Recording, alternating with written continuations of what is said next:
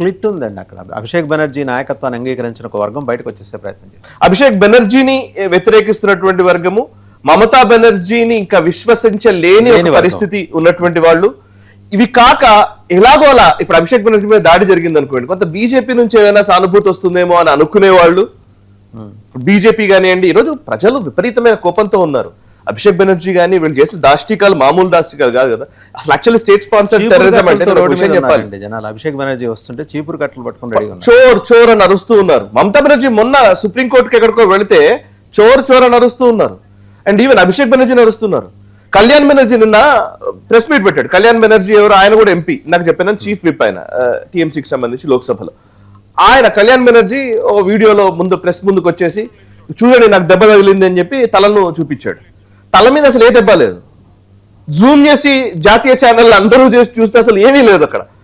అసలు ఇక్కడ దెబ్బే లేదు, గాయం లేదు. ఈయన గాయం నాకు దెబ్బ తగిలింది అని చెప్పేసి తలకు చూపిస్తున్నాడు అని చెప్పి. ఇక్కడ ఇంకొక పాయింట్ ఏంటంటే వీళ్ళు ఇప్పుడు స్టేట్ స్పాన్సర్డ్ టెర్రరిజం అంటున్నారు కదా, ఆల్మోస్ట్ టెర్రర్ యాక్టివిటీస్ అంటున్నారు కదా. అంటే రాష్ట్ర ప్రభుత్వమే ఈ దాడులు నిర్వహిస్తోంది అనేది వాళ్ళ వర్షన్ అయితే కనుక నిజంగా మనం మాట్లాడాల్సినవి కొన్ని ఉన్నాయి.